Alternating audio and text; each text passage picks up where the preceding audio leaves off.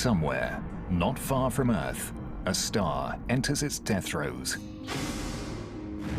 and explodes in a violent supernova, leaving in its wake the strangest phenomenon in the cosmos, a black hole. Our galaxy may be infested with millions of them.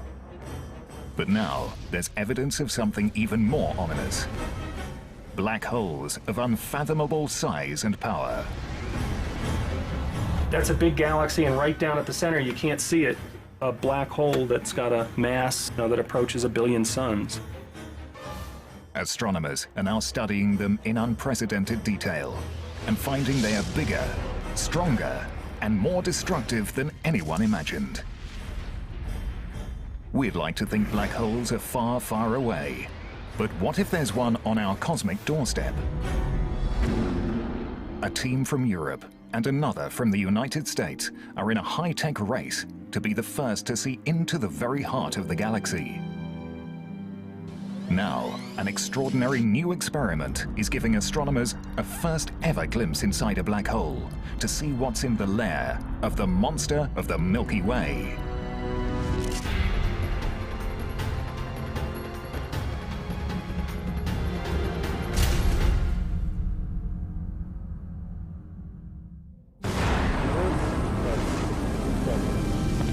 A new era in astronomy has begun.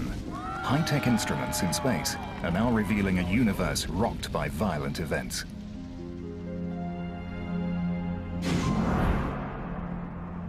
JPL Com, Chandrosi. In the distant galaxies, astronomers have witnessed space and time shattered by eruptions so vast they boggle the mind.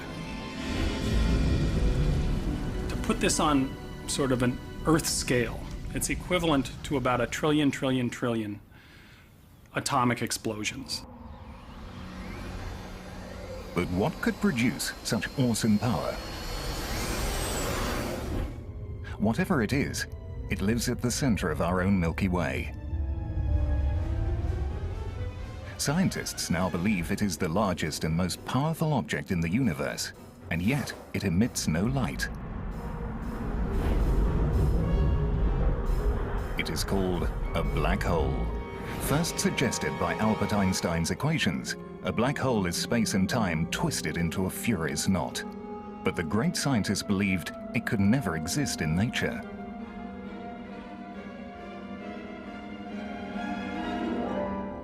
Albert never really liked the idea of black holes himself. He thought they were anathema. This was something that nature should avoid. It's the places where space and time became infinitely twisted up. He thought, no, nature shouldn't allow that. Black holes are certainly odd beasts in the universe. They were thought to be peculiar, so peculiar as to perhaps not even really exist in the real world. Simply because your equations show that they can exist doesn't require that the real universe has them. That there is something strange and powerful lurking in the center of our galaxy first became clear 75 years ago. Early radio telescopes recorded a hiss like the sound of steam.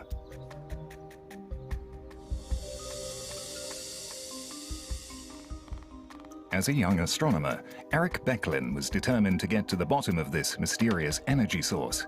First, he had to find it. There was a radio source called Sagittarius A, a very strong radio source, but there was even debate whether that was really the center or not. Astronomers knew that the centers of other galaxies are tightly packed with stars, but when they tried to see into the center of our galaxy, those stars were obscured behind a thick veil of dust.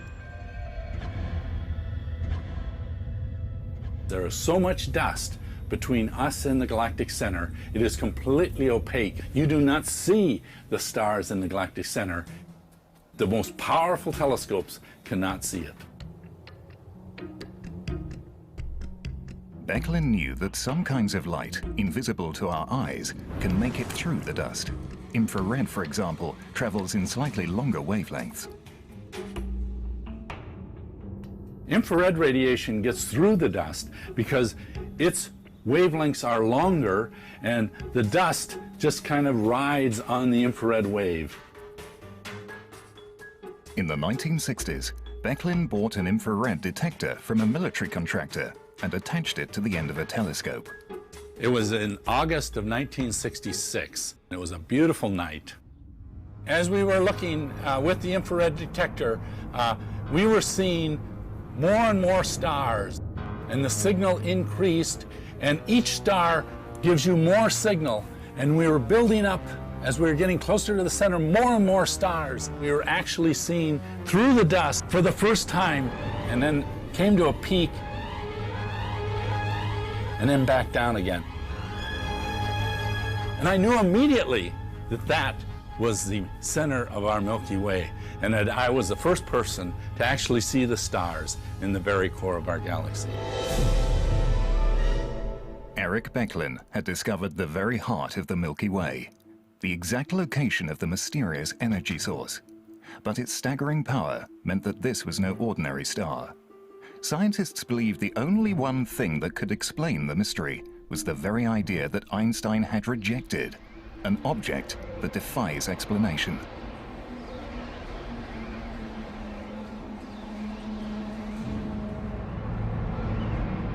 What's a black hole? It's this monstrous, mysterious thing. It's a point of infinite density. We don't know how to wrap our brains around that. It's a region where space and time have closed in on itself. A black hole is a region of space where the pull of gravity is so immense that not even light can escape it. You reach the point where light cannot even come out. And if light can't come out, you're not coming out. And if light plus you are not coming out, it's a black hole. There's no other phrase we can possibly use to describe it. Welcome to the strange world of extreme physics, where space and time literally cascade into the abyss. Space itself is falling inside the black hole. It's rather like a river falling over a waterfall, except it's space itself that's falling over the cliff. It's rather like a kayaker trying to make their way upstream on a river that's going too fast. They get dragged down to the center of the black hole. Gravity becomes a riptide. The closer you get, the stronger the current.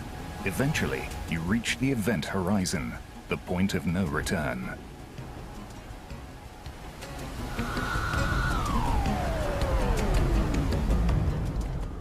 Matter goes inside the surface of the black hole, shrinks down to the very center, where it gets destroyed in a region of infinite warp space and time, and it's gone. The gravity at your feet, if they're close to the black hole, is a little bit stronger than the gravity at your head, and you feel that as something that is tearing you apart. The tidal forces unrelentingly getting stronger as they exceed the molecular forces that bind your flesh. And so you end up moving through space-time like toothpaste through a tube.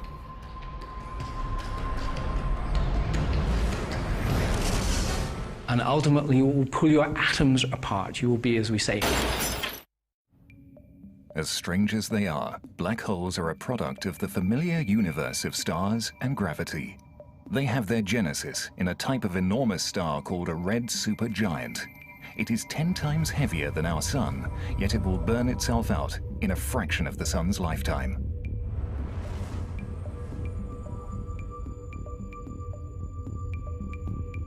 Deep inside, the crush of gravity sends temperatures roaring above 1 billion degrees. Helium and carbon fuse into heavier elements: oxygen, silicon, sulfur. Then, the star implodes under its own immense gravity, sending a shockwave roaring out. The star digs itself deeper into space travel and now goes supernova in a violent explosion. What's left is a dense core of subatomic particles, a neutron star, only about 16 kilometers across. It's so dense that a teaspoonful of neutron star matter would weigh about 1 billion tons. Eventually, the gravitational pressure will be so large that the neutrons themselves will be crushed, and there'll be nothing left to stop the collapse.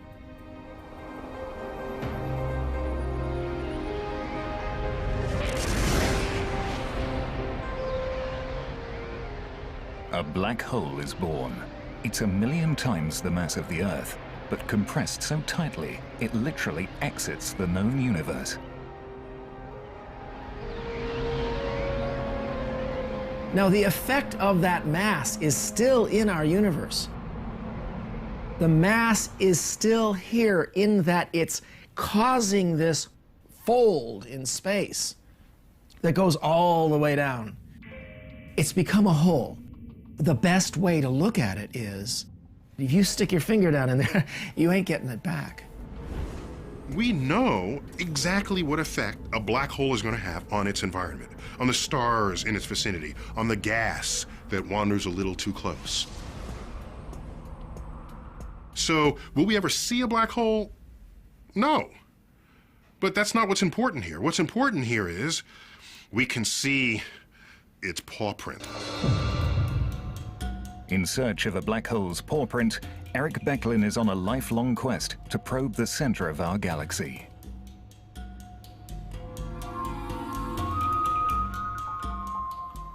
The Milky Way is a giant spiraling disk of over 100 billion stars. Our sun is about halfway out, in the peaceful suburbs. Becklin is headed to the galaxy's most exciting and most violent zones. But to make the final leg of the journey, he would need help. So he turned to a rising star in astronomy. Andrea Getz believes that the key to finding a black hole at the center of our galaxy lies in tracking the stars that buzz around it. For about 3 decades or so, there has been this question of whether or not our galaxy harbors a supermassive black hole at its center. And the key to answering this most definitively is to watch stars at the center of the galaxy orbiting. Getz's team set up at the newly built Keck telescope on the summit of Hawaii's Mauna Kea volcano, the largest telescope ever built. Our view to the center of the galaxy is absolutely superb. Our ability to position stars at the center of the galaxy is like somebody in Los Angeles seeing somebody in New York be able to move their finger like this, okay, just 2 centimeters. That's the precision with which we can measure something that is 26,000 light years away from us. Madeline, we're ready to go? The conclusive experiment to be done that really demonstrated that it was a black hole was to follow the orbits of individual stars very, very accurately and with the highest precision possible. But the stars in the center of the galaxy were not the only thing Getz and Becklin had to keep track of. Another group, working in the mountains of Chile, was hot on the same trail, led by Reinhard Genzel from Germany. This guy here. Yeah. It's a little too dense to be just a random collection. We suspect that in the galactic center, there may be hiding very massive black holes. To really be sure that there are black holes, we have to go in there as close as we can, so we can make measurements really good enough now that we can say it must be a black hole. Both teams wanted to be the first to prove that our galaxy harbors a supermassive black hole, but Genzel and his team had a 3-year head start. The amazing precision of Keck is the ace in the hole for Getz and her team. Mark Morris is a veteran of the Galactic Center search. The German group had already started to make headway on the Galactic Center even while we were deciding to pursue this. So we knew that in a head-to-head competition that as long as they were using the small 2.2 meter telescope that they were using compared to our 10 meter telescope, that we would blow them away. Bright speck on the top of this inset. That's the star which really has given us the essential clue for the black hole. It was certainly high excitement, but on the other hand, we would have to compile like at least 5 years of data before we could see the stars move. But what kind of cosmic monster was pulling the stars along? This is our roadmap, and that's the center of our galaxy. There's a large cluster of stars that are orbiting the center of our galaxy. Basically, the way this experiment works is you take an image, you see where all the stars are, and then you come back sometime later and you take another image and you look to see if they've moved. So the second time we took an image, we knew